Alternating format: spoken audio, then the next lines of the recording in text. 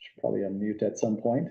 But as far as what we're doing this week for our final week of the semester is we're just going to finish off chapter 24. We're about most of the way through that one. Then we're just going to begin looking into the final exam review. I have 7 questions here, which is going to be pretty much just a random selection of all these statistical methods. And then when I go to write the final exam, I'm doing the same kind of thing again. I'm going to write 1 question per each one of these methods. That's going to make it a 7-question take-home exam.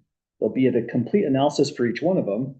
But the thing that makes these tricky, the thing we've been hinting on probably around since before midterms, is that these chapters are easier when you're in context, when you know exactly what the method is.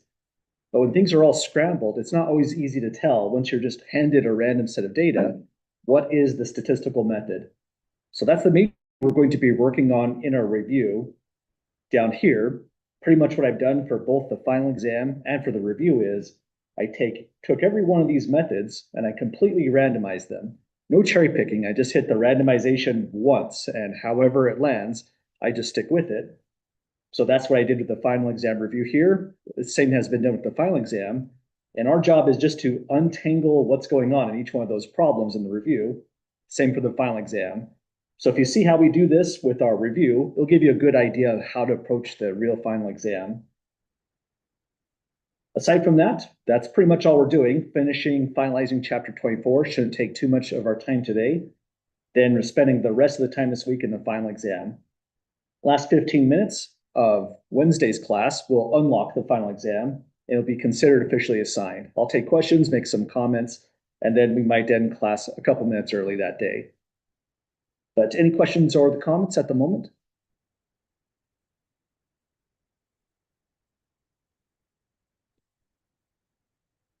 Okay, other things to mention are there's essentially 2 extra credit opportunities in this course. One I posted just this morning is the course evaluation opportunity. I don't know where that is in Canvas. You'll have to let me know if you happen to know where that is. I think it might be like a screen that flashes at you. I gotcha. It's kind of annoying.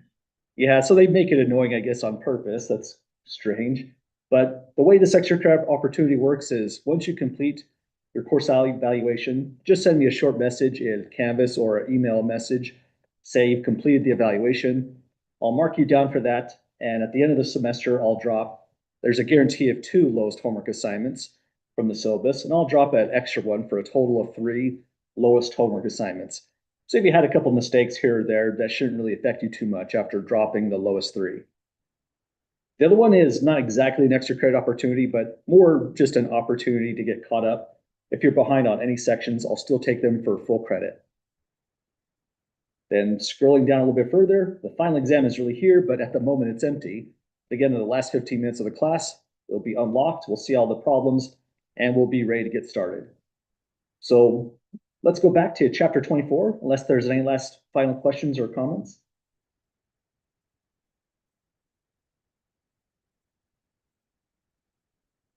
Okay, well, we nearly finished chapter 24.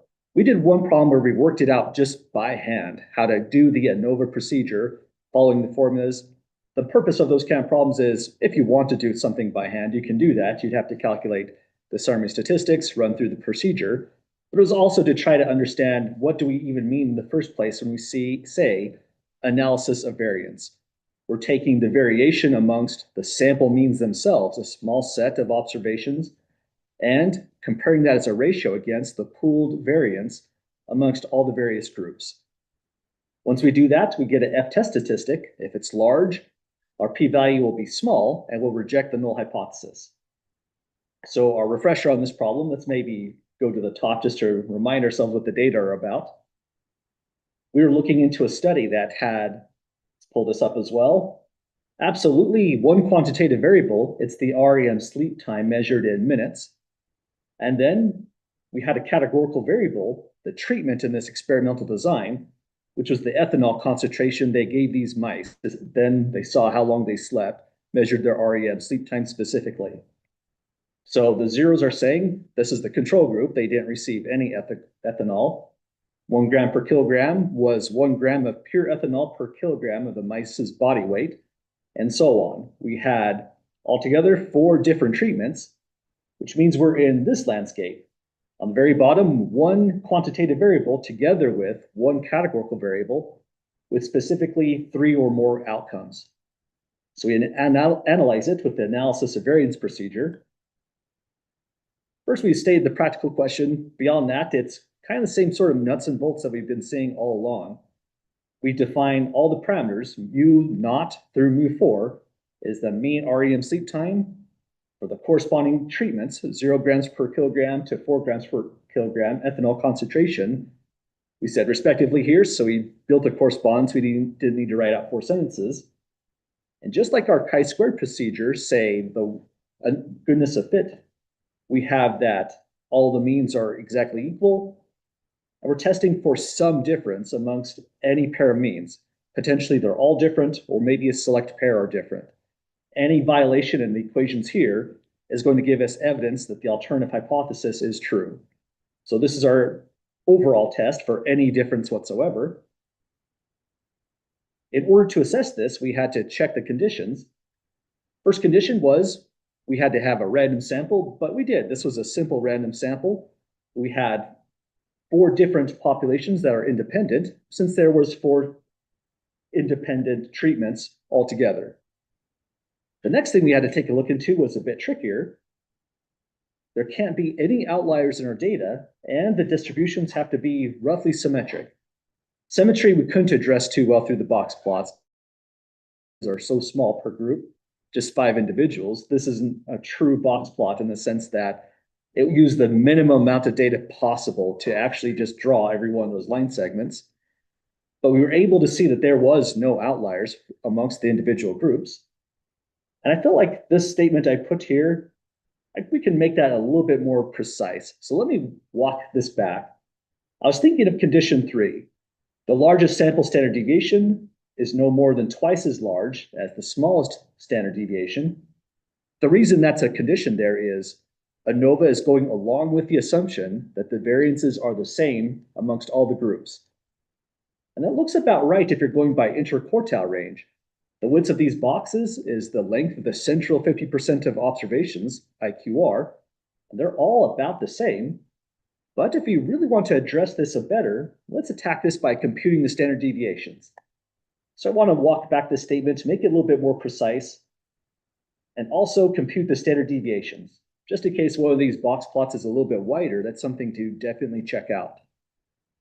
So what I want to do next is go back, grab the data, further the script that we've been building to analyze standard deviations.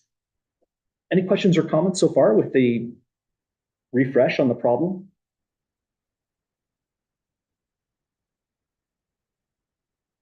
Okay, well, here's the syntax that we had below. I wrote these out before uploading it, so we're going to write that out scratch from fresh. I don't think we did that when we were in class. We only went up to about this level. So going back to RStudio, I have it imported here. I called the data frame rats, even though they're mice, but let's just stick with that so we don't have to change a bunch of things. I want to go import data set using the same methods as before. Let's go to our folder wherever you throw it in the file. This was the example2 file. Name this rats in the data frame. We should call this rats again. Verbatim, same exact case, no changes there. So there's our same data. And to verify everything runs, let's just actually run it. Hit Control A, Control Enter. Let me try again. Hit Control A, Control Enter, and there's the data again. So now we're still verifying the conditions, but we want to this can be a little bit tricky, but it'll be a useful procedure to have ready to go. So I'll be sure to share the syntax again. Our syntax for standard deviation is just SD. If we do SD rats and select the quantitative variable REM, this doesn't quite do it because that's the standard deviation of the entire data set altogether. We want the standard deviation of just these observations. And you can absolutely do that by hand. You could type that in with SD, combine all 5 observations here and get it done. But you can imagine if that was 50 observations, that would be a painful, painful process. So here's a fast way to do it inside R. But we want the standard deviation of the 0 grams per kilogram group first. We do the following. A bracket is our subset. Then we go to rats, grab ethanol. We want to set this, put a double equality because we're making a comparison check, quotes 0, and we need to type this in absolutely verbatim. It's in the same, let me just double check. It's got to be in that same way the data is formatted, right where the red dot is, 0 grams per kilogram. So if we run that once, nothing happened. Hang on. I was expecting the standard deviation to come out.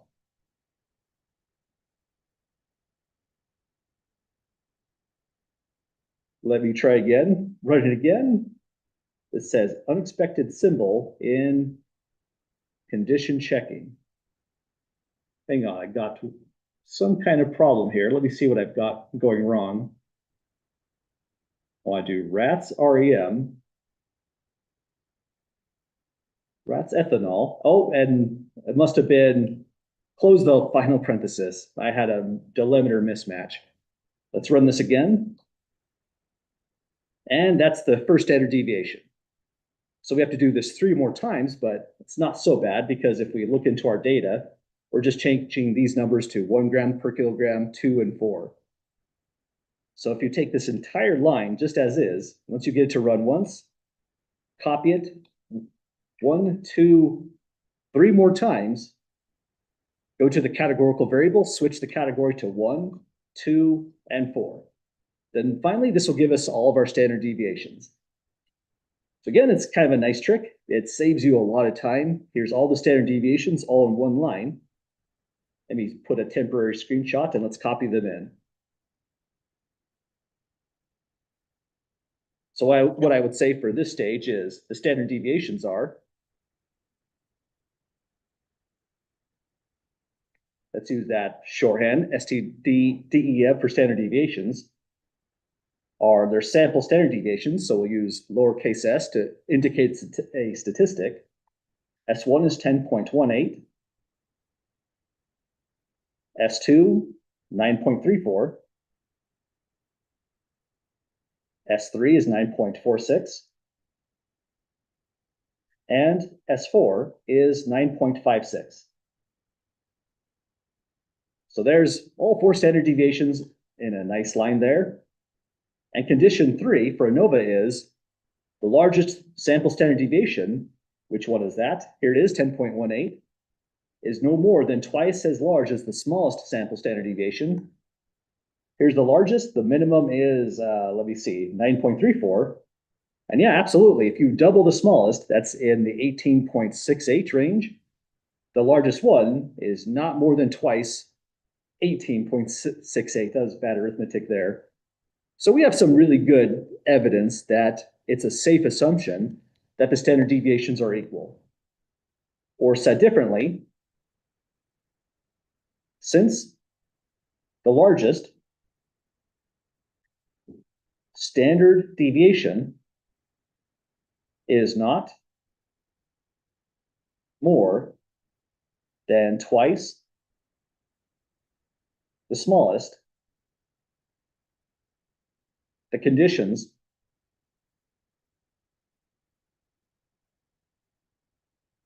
for ANOVA are met.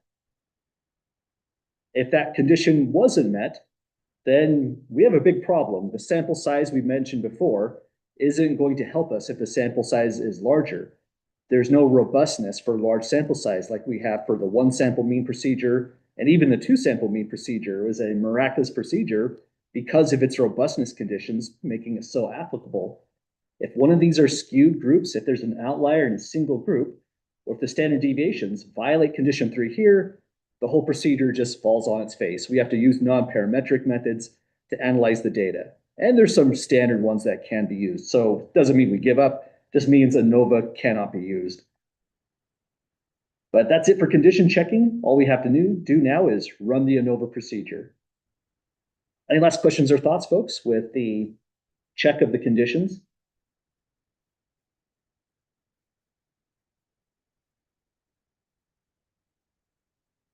Okay, so finally, here's the last bit of the procedure.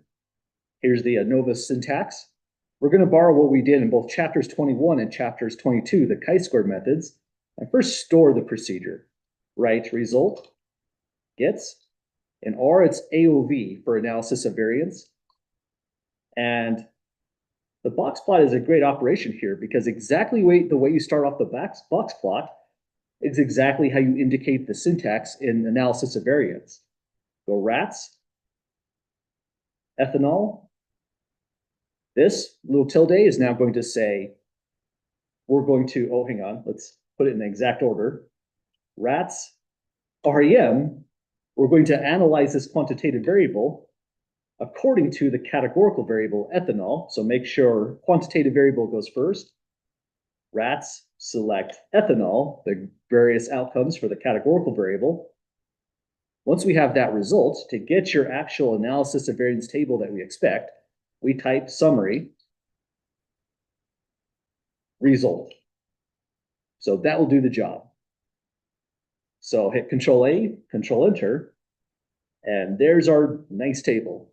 It has a lot of information here: the degrees of freedom, sum of squares, mean squared, the F value, same kind of things that we were doing with our by hand computation. If you're kind of curious how all these track back to our statement of definitions, you can take a look at the AOV output formulas here, where I show how they connect. Major thing we want in this step is the test statistic, F. It's gigantic, 21.09, and the p-value, this one has significant codes, point star star star, says it's less than 0.001. So putting this all in,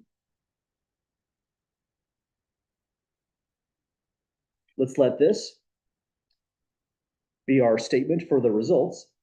The things you have to state are the test statistic, that's the F value, the p-value is formatted here. So if you grab the whole table, that's a great and informative way to carry out this step here. A little bit faster than doing it by hand like we did on the prior problem. Then that stage is done. Like a lot of the problems we've done in class, sometimes the larger steps or the longer steps that we work through is just validating if the conditions are met in the first place. Now we go back to whatever the alternative hypothesis was, and we make a conclusion. Here the p-value is this right here. Let's write it out on the notes just to indicate that's the p-value. The p-value came out as 8.32. E negative 06 is just the scientific notation for R. So times 10 to the power negative 6. It's absolutely a less than alpha, whatever we stated alpha was, the typical values, using that scientific notation. So we will reject H naught, which means we're doing in the same exact parallel way for every hypothesis we've done. Once we have the p-value, we return back to our statement of the parameters, as well as the statement of the hypotheses. Our significance level alpha, by the way, was pretty large, so we were absolutely under that with this value here being very small. Put the conclusion in the next page. And here's our wrap up for this problem. So if we're rejecting H naught, that means we have significant statistical evidence of that outcome. And here's where we've complained a little bit about hypothesis testing, that this is just an overall test. Our conclusion sometimes feels like it's missing something. So let's write it down what it would say verbatim. We have significant statistical evidence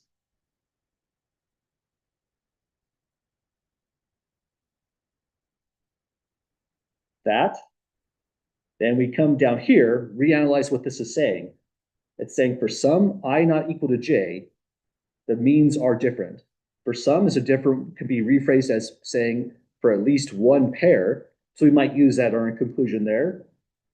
What the values for mu were the ethanol concentrations corresponding to the REM sleep time. So let's say here very carefully, let's focus on the quantitative variable, the mean. Don't forget the word mean because that's what we're analyzing, the averages. The mean REM sleep time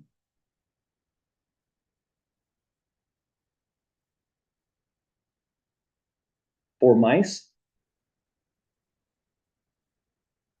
And let's see, they were given various levels of ethanol concentrations. So we can say for mice, given no ethanol,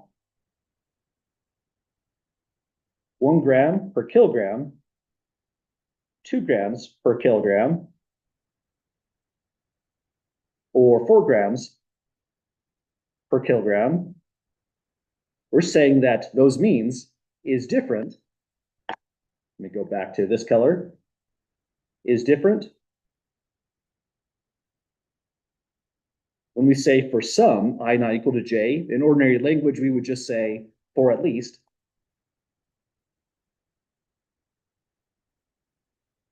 One mean. And that's where the entire analysis of the variance procedure ends. It's kind of lackluster. There is a difference of one of these means, but there was 4 of them, and we didn't say. Even worse, we said there is for at least one, I should have said pairs of mean. Let me fix my wording here. At least one pair mean. But how many pairs is it? Is it 1 pair, 2 pair? All of the means are different. Any of those outcomes is possible. So let's say here very carefully for at least one pair of means. That at least one pair comes from this statement here.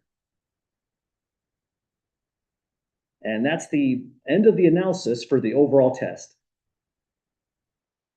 Just like we mentioned for chi-squared, both procedures, there are follow-up procedures. You can keep on going, keep on analyzing your data. If this was your experiment, you would be required to keep on analyzing and now state the nature of why the alternative is true, which pairs of means are actually different. And just for the sake of showing what that would look like, we'll describe that in our next steps. It won't be required on the final exam because our book doesn't go that far. But again, it leaves a lot to be desired, ending right there. And in a real problem, you would not actually stop at this stage. You would keep on going, give more and more analysis. But any last thoughts or questions before we show what the follow-up test would look like?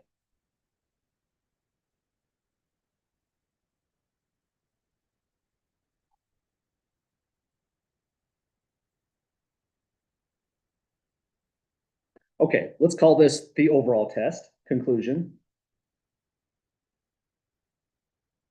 And now the follow-up analysis, or the follow-up test. Let's just specifically say not required. For this, there's quite a lot of competing procedures. Fastest one, easiest one to show in RStudio would be Tukey's honest significant difference. So let's show how that goes, just in case you're curious. But again, it won't be required for the final. We're going to do Tukey's honest significant difference follow-up analysis. What we need right away is whatever you said alpha was. So alpha was at 0.10. That means we're going to use simultaneous 90% confidence intervals so that alpha plus the confidence level add up to 1 as the decimals. So we're going to use, let's say here, since alpha is 0.10, use C equals 90%. So here's what it looks like in RStudio.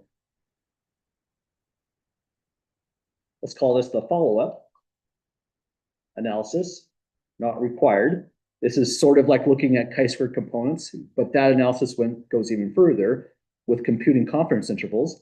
And that's what we're doing here. We're going to compute simultaneous confidence intervals, call Tukey, and it'll give you the HSD, honest significant difference procedure. X is just the result or restored AOV. That gets thrown into lots of other syntaxes. We want to set conf.level for the confidence level to 0.90 to match our significance level alpha. So call that, throw in the result, put in conf.level 0.90, and here's what the analysis looks like after we run this.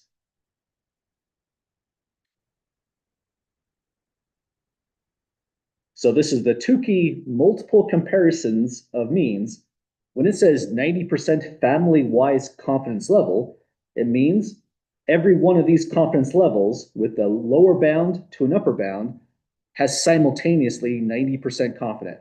We are 90% confident that all the parameters are in every single one of these intervals. And by parameters, we mean the mean mu for the 1 gram minus the mean mu for the 0 gram is between these values.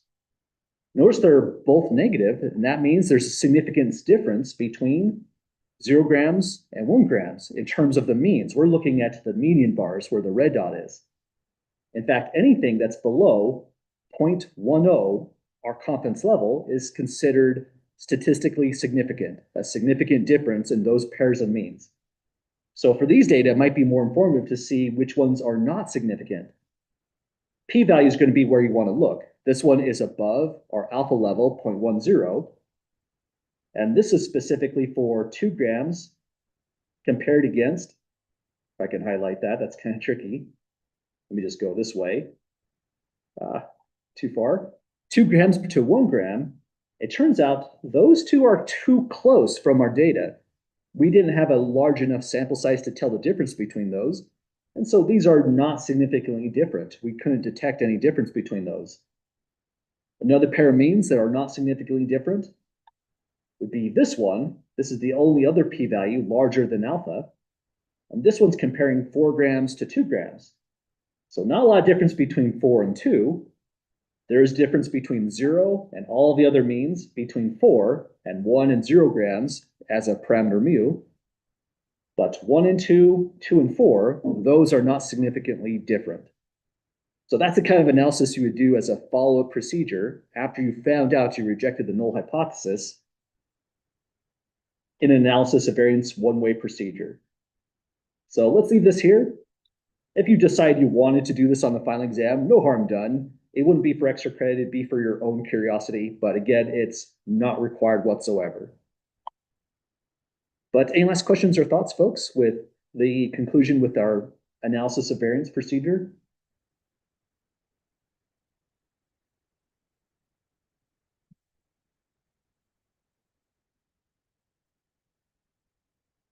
Okay, well, let's throw what the syntax was that got us through all this stuff.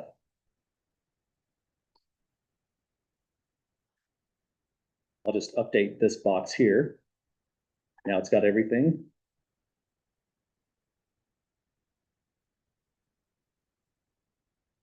And now we're essentially done with these notes, but there is one more problem I felt like we ought to do where we show how to detect if ANOVA methods are not satisfied. Really, it's just another practice using this syntax to show what it would look like. And this will be the last question for the notes. After that, we're going to make an early start today on reviewing for the final exam, and that's what we'll continue to do on Wednesday. So here's our last official problem before reviewing. It's kind of exciting in a way. This is kind of a silly set of data, but it's interesting for explaining why conditions for ANOVA might not be met for these data. So here's the study. This looks like it came from Experimental Psychiatry. So these authors in the 2003 paper, Preservation of Checking Thoughts and Mood as Input Hypothesis, so that's kind of a complicated title, we're interested in the role of mood and the degree of compulsive checking in which a person engaged. So compulsive checking is involved in a number of psychopathologies. I suffer from plenty of compulsive checking as well, so this is an interesting study for me. It says here, 3 groups of 10 participants each listened to music designed to induce positive, negative, or neutral moods. Here's where this study starts to become a little silly. It may be controversial, but assuming that they could really do that, I would love to see these playlists. So this might be a paper I'd want to look up if I get curious enough over summer break. They took the participants after negative music, positive music, or so-called neutral music. I guess that's elevator music. And then after they listened to that music for some time, they were asked to list as many things around your home that you should check for safety, security reasons before you go away for 3 weeks on vacation or something, is what I'm assuming. The dependent variable was the number of things listed. And so again, this music is supposed to make you feel negative, and some people listed 24 things they need to check before they go on vacation. Other people were fine. This person just said 5 things. They might have liked that music. It could have been some weird heavy metal death music, and that was just what they liked, so they were completely soothed by it. This is supposed to be positive music, and some people are on the low end. Some people only said 4 things they should check: front door, back door, something along those lines. Some people were more distressed, but maybe they're just nervous people. And this was supposed to be the neutral group. Again, it's hard to see if there's a difference between the means, number of things that you would check, except the negative group does have some pretty high counts here. So it's an interesting looking study. It's probably pretty controversial the more and more you research it and look into it. But what we're doing here today is not to fully analyze it, just look into the condition specifically. Any questions about the context at the moment?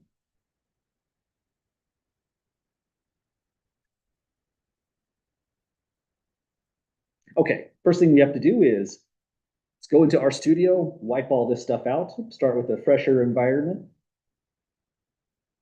Import the data set once again, wherever thumb drive you might have that in or folder.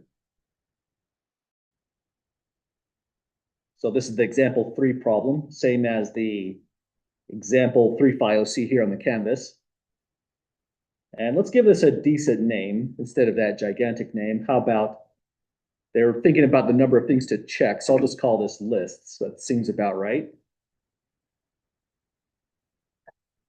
So we have different kinds of music: negative, positive, neutral, the list size. So that is our right data frame, 2 variables altogether, a quantitative and a categorical. So if we want to do a condition check on this, first thing we need to do is visualize the data. Unlike one mean or 2 means chapters, we're just using simultaneous box plots as the more streamlined way to visualize all the distributions. So let's go back to the box plot function. In this, we call the data frame lists, select the quantitative variable list size, use the tilde there, then go back to lists, $ select the categorical variable, which is music. And that's again inside here, the same syntax you would use if you're doing the analysis of variance. We should give it some decent variable names. So it's going to be music going on the horizontal axis, the categories. So X label will be music type. In the box plot, the quantitative variable goes this way, the vertical axis. So we can call that list size. And here's our box plot. You can probably tell right away, now that you're looking at it, these data are strange. It's just probably just a side effect that when you're talking about music that's negative, I mean, that's very, very subjective, right? Some people's negative music is other people's most soothing music that puts them to sleep or gets them engaged to do something rigorous. Who knows? So here in the negative group, we had a wild range that went from 5 things to way up here beyond 20 things. The interquartile range is gigantic as well. And the neutral group, a completely different amount of variance. And also different level skew, it looks like as well. Looks like the maximum is equal to the 3rd quartile, which is unusual. And positive looks like it's the more symmetric of the bunch, but as far as the variability goes in terms of standard deviations, we have a problem if we see box plots like these. So here's where we need to look a little bit closer to see if the conditions for the standard deviations being equal are even met. So let's go to these conditions here.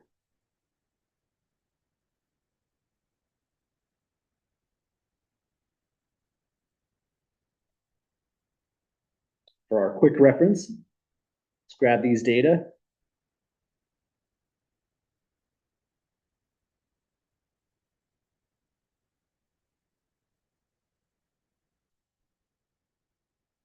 Now in our conditions for ANOVA, we meet condition 1. We really have the right categorical variable But condition two, we're not bad shape here either. This was possibly borderline by the 1.5 IQR rule of thumb, but no outliers were flagged on this. And sure, they're not perfectly symmetrical, but no data really is. I don't see a high level of evidence of skew that's going to be problematic. So roughly symmetric, I would say it's a pass on these data. But condition three is the problematic one. We need to look into the largest standard deviation, compare it against the smallest one, and see if the largest is, in fact, more than twice the smallest one. If that happens, the assumption of equal variances is badly, badly violated for these data, and we cannot treat it as if the variations are the same, like in the prior problems. So here, this is where the syntax gets a little bit trickier, like in the last problem. We need to use our subsetting operation to analyze the standard deviation of these observations, these, and these. And again, if you're patient, you can just type these again and do the standard deviation R for each group. It's a little bit faster if we just take advantage of R. This is what this syntax would look like for a refresher. So this is the standard deviations. Hit SD for standard deviation. List, plural, is the data frame. Probably should have came up with a better name for that. List size is the quantitative variable, but now we want to subset into the groups negative, positive, neutral. So the bracket's going to do the job. Well, back to your data frame name, lists, $, select categorical variable, music, and go double equality to make a comparison. First one, right where the red dot is, I want to throw in negative. Again, it has to be verbatim. We look at lists, $, music. We have to match the case, everything that you see here. And the very, very keen-eyed among you might notice a problem with my data.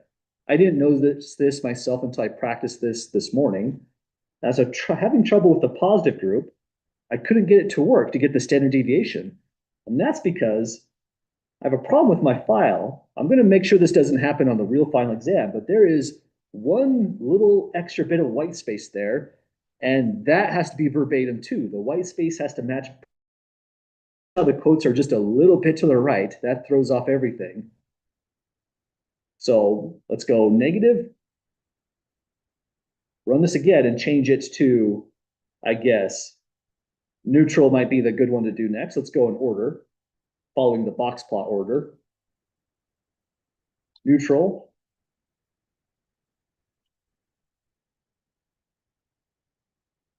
And then one more time, change this one to positive, but you have to be strictly verbatim. And again, even include that white space. I'm going to make sure files look a little bit better and there's no weird anomalies like that one. That took me a good 5 minutes to figure out. So once you have all that in, hit Control A, Control Enter, and still didn't come out right. I have a NA on my positive. That's because I misspelled it. So that's another thing to watch out for. POSITIV. There we go. Now we've got standard deviations. This time I'm going just to take this as a screenshot of the output. If you decide to do the same thing in your work, that's always completely appropriate. So here's the standard deviations. And now if we say double the smallest one,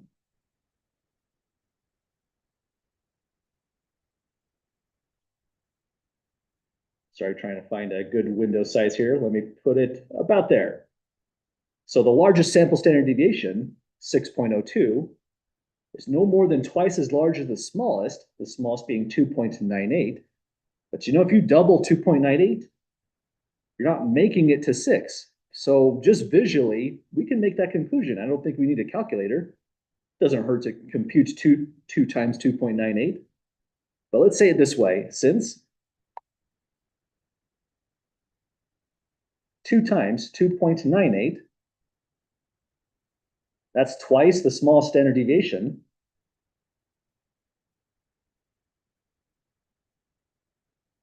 Is in fact, hang on.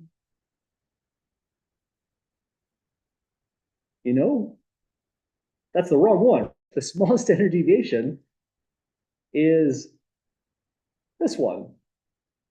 Sorry, my eyes are possibly getting tired. It's been a long semester. Let me take 2.36. So that'll do the job. If you double 2.36, then the largest sample standard deviation, it's supposed to be no more than twice that, but it is absolutely going to be larger. Sorry, inequality went the wrong way, than 6.02, the largest standard deviation. So the largest standard deviation is more than twice the small standard deviation. Since that occurs, the condition for standard deviations, a better way to say it,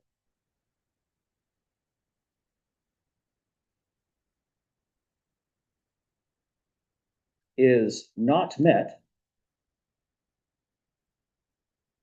So the ANOVA method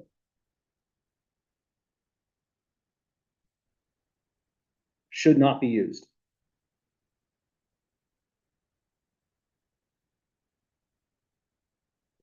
And that's pretty much all we have to say about this at this point.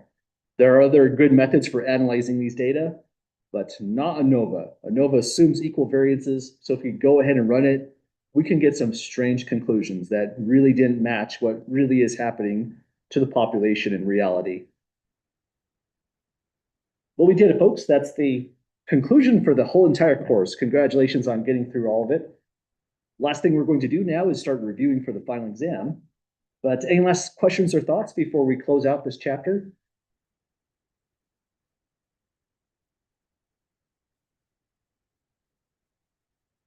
Okay, well, let's begin. We're making an early start on the review, and we're going to be continuing it when we come back on Wednesday's class. Final exam reviews here. And like I mentioned at the start of class, essentially what I've done is I've written a problem that matches up with all of these methods in a one-to-one way. Then I used RStudio to just scramble all the problems. Same exact thing is going to be done for the final exam. Our job is to untangle the mess, figure out what's the right analysis for every one of those problems. So here's the file. I have it also contained in the blank lecture notes if you need a blank file. It's also on my thumb drive, so let me grab it from here. Several problems have raw data, problems 2, 4, 7. And here's pretty much what the final exam is going to look like. I'm going to include more stuff like the state, plan, solve, conclude structure that we've been seeing in the homework problems all along. I made it a little bit briefer on these problems, mostly because I was running out of time putting them all together. There's 7 problems in total here, and our job is first to determine how should we analyze these data. What I propose is let's go through these problems on a one-by-one basis, see what's going on with every single one of these problems, choose a method, and then once we put a method to every single problem, all the way up to the last one, we'll use the remaining time we have to solve as many as possible. If there's one problem you see on this list that you would like to see solved before we possibly run out of time on Wednesday, try to make a beeline to those particular problems. And any problem that I don't fully solve by Wednesday, I'm going to on the weekend after getting caught up on grading on Friday, I'll still go back to here, fully solve them. So all solutions will be posted on those notes. And you can essentially then use this as a reference to assist you on the final exam.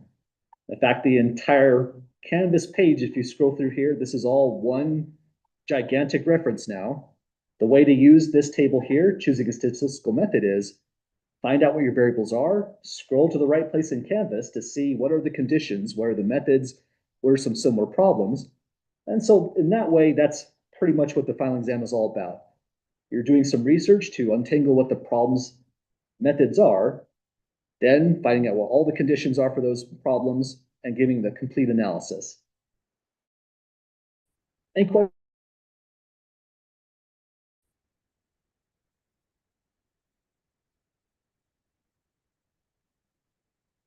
Okay, let's get started. So here's our first one, problem 1.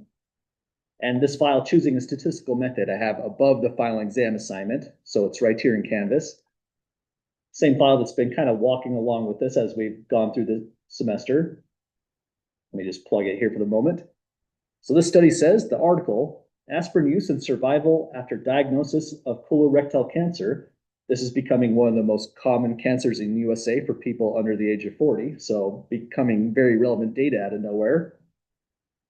It reported that out of 549 study participants who regularly use aspirin after being diagnosed with colorectal cancer, there was 81 colorectal cancer specific deaths, whereas among 730 similarly diagnosed individuals who did not subsequently use aspirin, there was 141 colorectal cancer specific deaths. So it asks, does this data suggest that the regular use of aspirin after diagnosis will decrease the incident rate of colorectal cancer specific deaths? Okay, so that's a mouthful. That's a lot going on with these problems. Even though it's just one paragraph with 5 lines, it's dense with information. To think back to what we did on the very first week of the course, we were looking at problems similar to these and deciding, does the data look quantitative or does it look categorical? And when you look through at these numbers again, those are just counts, right? There's no unit there. It's just a count for how many people regularly used aspirin. This is a count for how many people died to the cancer-specific cause. If there's no unit whatsoever, there's no inches, there's no time, height, anything along those lines, the data is categorical. So now we're kind of narrowing down the list to one of these possibilities.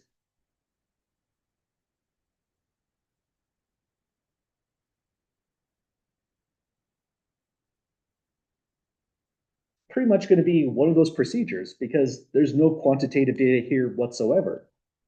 So now we have to decide what categorical variables are we looking at? Let's look through this again. They're talking about regular aspirin use. Some people regularly used it, some people didn't. But there's also colorectal cancer specific deaths. Some people died, some people didn't. That's kind of narrowing it down to these particular situations. Not one categorical variable. There's 2 here specifically, it looks like. We're classifying them against whether they survived or died, whether they used aspirin regularly or did not. So if we're talking about 2 categorical variables, it's going to be one of these 2 methods. But for each of our categorical variables, it's a dichotomy. And I would say when it says colorectal specific cancer deaths, that sounds like success versus failure. Looks like it's 2 categorical variables, both with specifically 2 outcomes. So it's narrowing us down to that procedure. So if we can put this to words, then we'll know exactly how to analyze these data. And that's pretty much how this goes. So let's put this in as a screenshot.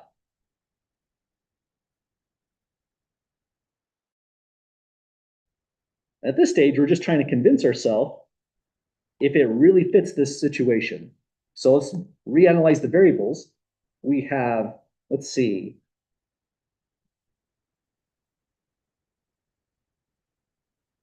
a variable talking about regular aspirin use. So we can say here, one variable, regular aspirin use. We know it's categorical, so we don't have to say that again. That's why we screenshot this in. But there's really just 2 things that can happen. They either used it regularly or that's what the data is saying. So there are 2 outcomes. Then another variable.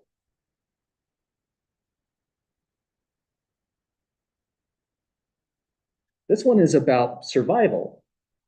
It says there's 81 colorectal cancer specific deaths for one group. This were the ones that used aspirin regularly, whereas about 730 who did not use aspirin regularly, they mentioned this again, 141 colorectal cancer specific deaths. So another variable would be, say, just abbreviate to, how should we abbreviate that? Deaths to this cancer, not a big abbreviation, to outcomes. And because the data are saying specifically the deaths themselves, that's what the study's focusing on. Looks like the death rate really, that's what the success is going to be. Again, it always sounds morbid cause saying a bad outcome is the success, but that's what the problem is, the study is really focusing on. The deaths specifically over the survival. If you did analysis where you said the success was the survival, that's totally appropriate as well. Your numbers will look different, but your conclusions will be completely the same. If it's going to be a confidence interval, it's going to look like a different interval, but the interpretation is going to be identical.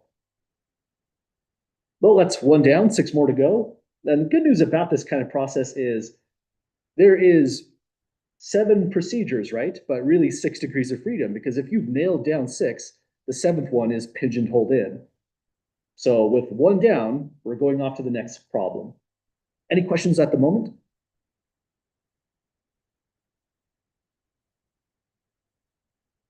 Okay, here's our next scenario. And again, we're going to come back and solve as many of these as possible. But first, this is how I'd suggest you tackle the take-home exam. Organize first, determine what methods fit which, then start knocking them down one by one. So here's the next one. I think this one's tricky because we have 4 columns of data, so we have to be careful when we're analyzing these. Now, let's first mention that we can eliminate some stuff. We can eliminate this one. That was the prior problem. What else? Let's read the context so we know exactly what we're looking into. Number 2 says a subliminal message is below our threshold of awareness, but nonetheless influences us. A study looked at the effect of subliminal messages on math skills. The messages were flashed on the screen too rapidly to be consciously read. 18 students had failed the mathematics part of the City University New York Skills Assessment Test, were randomly assigned to receive daily either a positive subliminal message. So this is a real study, which is kind of scary in a way. Each day I'm getting better at math. So these were real people, 18 kids that had trouble with their math in a prior school year. Some of them got a positive subliminal message, and others got a neutral subliminal message. People are walking on the street. They definitely didn't give them a negative subliminal message because, I mean, these are real people. They're human subjects. You have to be ethical. So even though they might have been a bigger significant difference, they couldn't have said something negative there that they're flashing in front of kids just trying to learn math. Would have been horrible. All these students participated in a summer program designed to raise their math skills. All took the assessment test again at the end of their summer program. The table below gives data on the subject's scores before and after the program. So this is their score on the so-called City University of New York Skills Assessment Test. Before the summer camp, I guess you could call that, and then after. And there's a pretty big improvement, but we expect an improvement when you take a test twice anyways. So we want to know, is there good evidence that the positive message brought about a greater improvement in math scores than the neutral message? Well, now that we have all that, we know we're looking at quantitative data. These are not counts whatsoever. This is quantitative. And so if the data is quantitative, we can eliminate things that are just purely categorical variables, like the chi-squared methods, are gone from this. But there's more. There is a categorical variable. It's mixed. There looks like there's a quantitative variable. However, there's really just one we're going to analyze. It's tempting to call this, say, for example, 2 different quantitative variables on the before group and the after group. But that isn't true. These data are dependent. There was a measurement before, a measurement after. What we're going to analyze is the differences. And we've done this once before, so this is going to be paired data. So the real data for, say, subject number 6 is positive 16. They went up by 16 points. So that's our one quantitative variable. And then back in chapter 1, we made a statement that subject is not a variable at all. It's just an identifier, kind of like the one about Florida lakes. The lake names were not variables. Those are identifiers to tell the individuals apart. But that's a variable. It's categorical. It has two outcomes, a positive subliminal message, a neutral subliminal message. So we're going to look at the difference in scores, how much they improved by after the summer camp, one quantitative variable, as well as the message, the positive subliminal message or the neutral one. That's another variable, but it's categorical. Exactly two outcomes. So it puts us in this category. If there were three outcomes, if there was a positive message, a neutral message, and a negative message, again, that would have been completely unethical and people might sue over that. That would have put us in the ANOVA procedures because the categorical variable would have three outcomes in that case. But for these data, we're in this landscape just because of the two outcomes of the variable. So let's put this down. One quantitative, one categorical.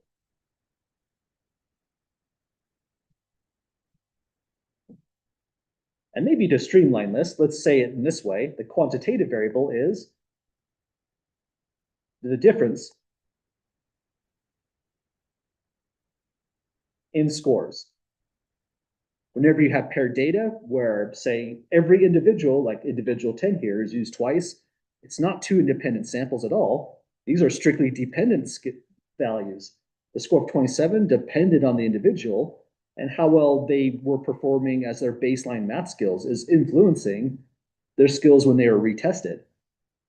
So difference in scores is the quantitative variable on this one.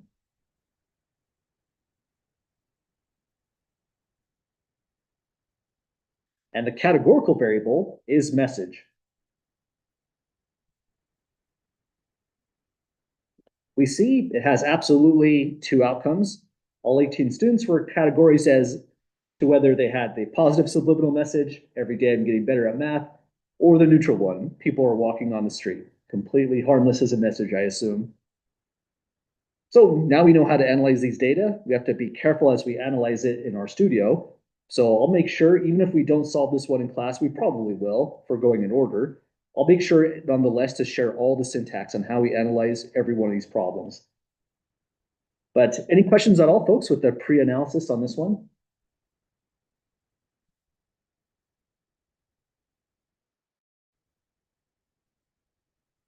Okay, well, let's do it all over again. Again, as far as the final exam goes, it's up to us to determine the methods. All these are going to be randomized, just like the problems we're working through on the document. And so this is pretty much what I would do if I was solving my own final exam. If I forgot what problems were which, this is pretty much how I'm analyzing them visually. First, we've already used this method. We've already used, what was the other one? That method, so those two are out. And now we're looking into, let's take a look at what's going on with these data, see what fits. Just because we see numbers doesn't mean we necessarily know if they're counts or quantitative variables on the background until we really read that context. It says here, a 2003 study examined the link between miscarriage and the use of painkillers during pregnancy. So this looks like some really, really serious data. Scientists interviewed 1,009 women soon after they got positive results from pregnancy tests about their use of painkillers around the time of conception or in the early weeks of the pregnancy. The researchers then recorded which of the pregnancies were successfully carried to term. So the results are recorded in the table below. That tells us, yeah, absolutely, these are just counts this time. There's no quantitative variables here whatsoever. So we get to eliminate the procedure at the very top, the procedure at the very bottom, and now decide which procedure fits here. There's one categorical variable. They're categorized, these women, according to whether they had a miscarriage or no miscarriage. Again, pretty heavy data out of nowhere. Sorry about that, but serious data is sometimes really important to look at. And another categorical variable is the use of painkillers, NSAIDs, like say NSAIDs would be like aspirin, ibuprofen. Acetaminophen would be like Tylenol, non-steroidal. So that's three categories. So now we know we have two categorical variables, which means we could be in either one of these two landscapes. either this one or this one seems to fit. Because these were the two procedures that had specifically two categorical variables. But now the way to tell apart between those procedures is count the number of outcomes.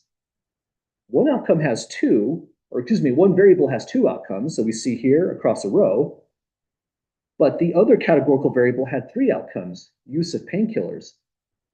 So that means it's not this one either. That's when there's specifically two outcomes for every single group.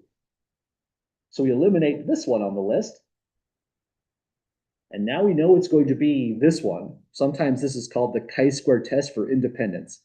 Our book called it the chi-squared for two-way tables procedure. So we've got that one narrowed down. Any last questions or thoughts on the pre-analysis so far?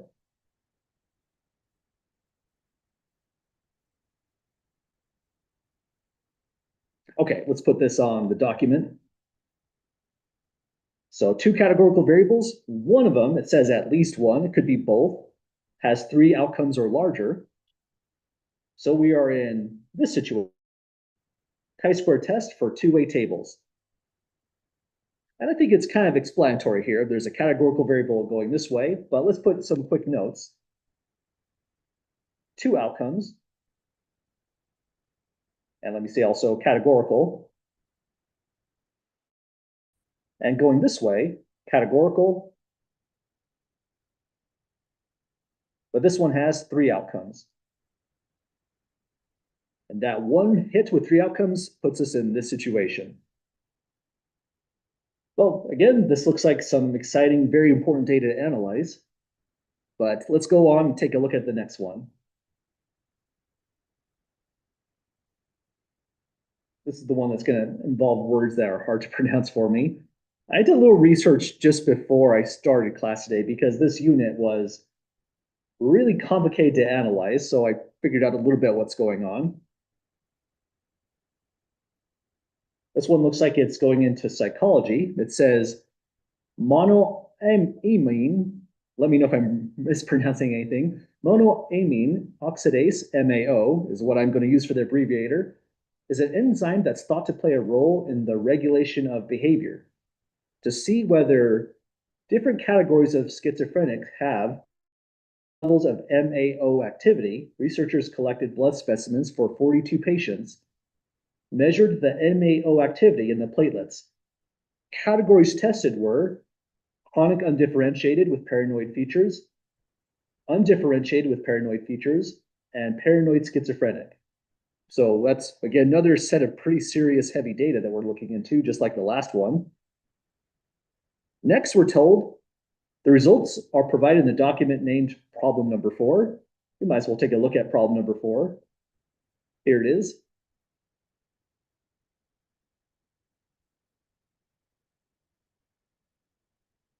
Well, that's exactly what I was expecting. We have MAO activity. These look like quantitative values absolutely. Diagnosis looks like a categorical variable and looks like 3 outcomes on this one. And we were just there. That puts us in the ANOVA situation. It goes on to say next, values are expressed as nanomoles benzaldehyde product. So this is something that they use to test for that enzyme activity, that you get injected with that. And then this is some kind of outcome when it interacts with MAO. And they're looking at the amount that this enzyme is being processed in the brain chemistry. So they have to look at it to the platelets per hour. Again, a pretty complicated unit, but that's what's measuring as a quantitative variable MAO activity. So when we look at the sample data, provides evidence that the different categories of schizophrenic diagnosis have different levels of MAO activity, and we're going to check on the average. But again, that's where we just were at. That's the ANOVA procedure. We have one quantitative variable, that's the MAO activity, and we have a categorical variable whose sole job is to take the 42 patients and put them into one of these 3 different types of categories, these 3 different diagnoses. So that puts us square into this outcome right here. This is going to be our one way of analysis when we take a look into this one. This one may be a little bit easier to spot only because we were just there. We were just doing these kind of problems very recently. The quantitative variable is going to be, that arrow is going to be annoying when we come back to it. Let's do an arrow that goes this way. The quantitative variable is going to be MAO, activity, exactly 1. And there's a categorical variable. This one has exactly 3 outcomes. And this is going to be, I'll just say abbreviated to diagnosis. Specifically, this is the diagnoses.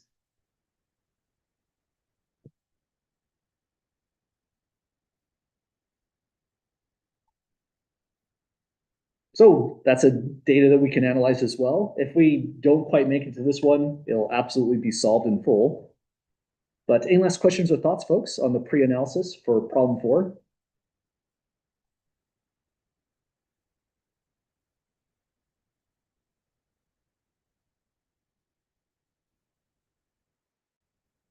Okay, well, turning into the last problems, here's where elimination starts to kind of help us out a little bit because we've got 4 procedures down and there's 7 total, so only 3 more to fit. So let's now start thinking a little bit in terms of elimination. That's a fine strategy as well. We have so far used, let's see, this procedure, this one. Let me see, we did that one as well. This is tough on my memory, it turns out. I think we did this one and this one. That doesn't seem right. I think I X'd out too many.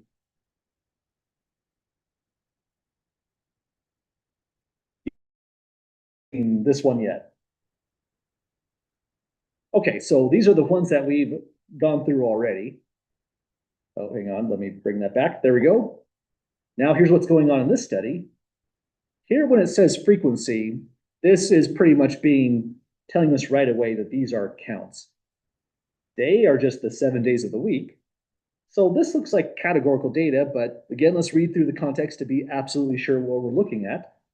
The report, Controlling Road Rage, a literature review and pilot study, was prepared for the AAA Foundation, so they sell insurance, so that's kind of appropriate, by these individuals here, Rathbone and Huckabee.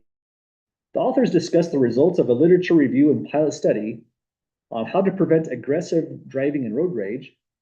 And road rage has a specific definition in this study: an incident in which angry or impatient motorists or passengers intentionally injures or kills another motorist, passenger, or pedestrian, or attempts or threatens to injure or kill another motorist, passenger, or pedestrian. So it's a wider definition than I would have initially thought. One aspect of the study was to investigate road rage as a function of the day of the week, which, kind of makes sense to me in a certain sense. The following table provides frequency distributions on the days on which 69 road rage incidents occurred. So if you were curious about this, you can figure out what city this might have targeted, how they got their data, if it was random or not. But this tells us a lot. It says they took 69 road rage incidents. They didn't measure anything. They categorized the data as what day of the week was it. And Sunday, Monday are low. I would have thought Monday's higher, actually. So this is already defining my expectations. Wednesday, Tuesday, Thursday are kind of not that bad. Twice Sunday, Monday. But it looks like a true spike on Friday. That's kind of an expectation as well. And then it tones down on Saturday. So we have one variable. It's day of the week. Recall with categorical variables, the count is not a variable whatsoever. That's just a summary of the data, which is 69 values that either say Sunday through Saturday, the categorization of the data. So if there is exactly one categorical variable, it can't be that procedure where the red dot is, because that's for 2 outcomes. It has to be this procedure, the chi-squared. We call this one goodness of fit procedure. So we are in the chi-squared landscape for these data. So let's grab this.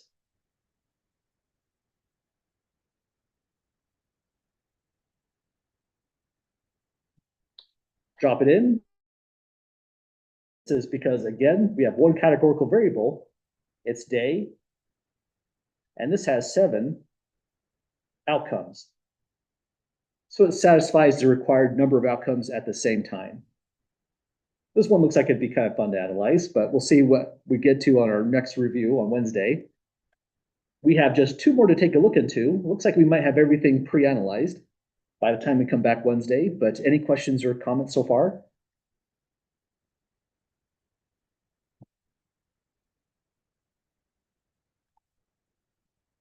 Okay, well, really, this is the hard work of the analysis, just deciding what fits for each scenario, each set of data. And here's our next one on the list.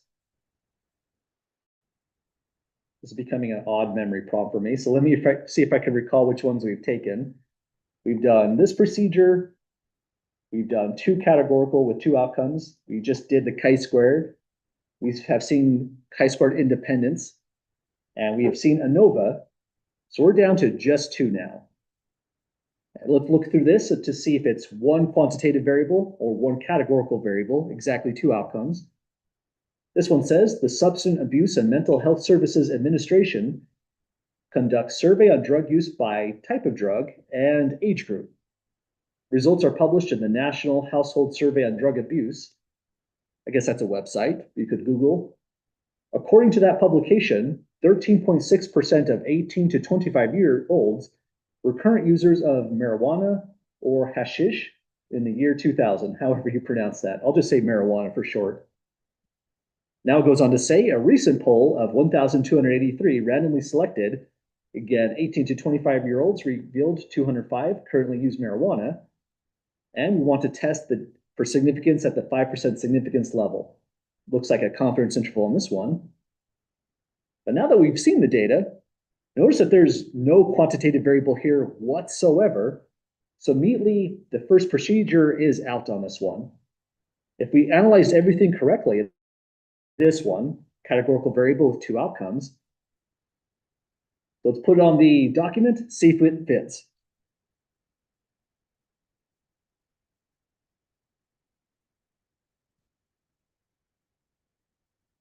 So if it fits, and there's exactly two outcomes, that means we're going to categorize these as successes versus failures. We have a dichotomy in that case. And if we look at the data again, it said 205 currently use marijuana. Again, I'm just going to abbreviate it to using marijuana for short. That seems to be what this problem is all about. That statement, using marijuana, has come up before. We have data from 2000 and year 2000 that 13.6 were users of that. So this would be the success. This seems to be what the study is focusing on the most. Just like in our other problem that had successes versus failures, a success was dying to that specific kind of cancer because that's what the problem mentioned over and over again. There is absolutely one categorical variable, that was the marijuana use in this problem. But if we just say what the successes failures are, that does the job for analyzing this one as well. So this does the job on this problem.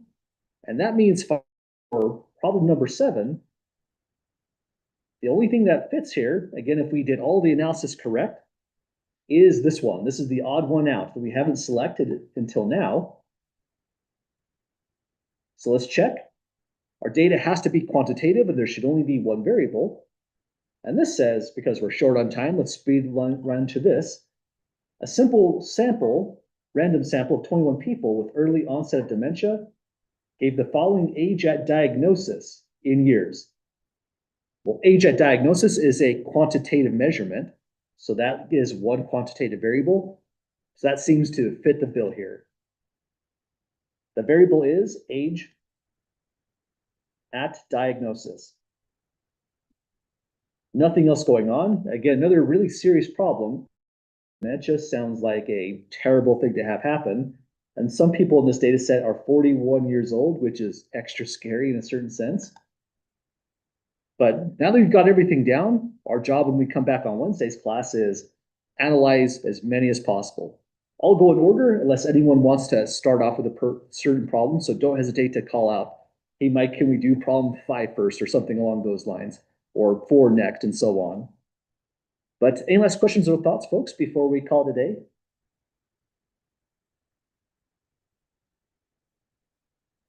Okay, well, have a great afternoon, folks. We're nearly there.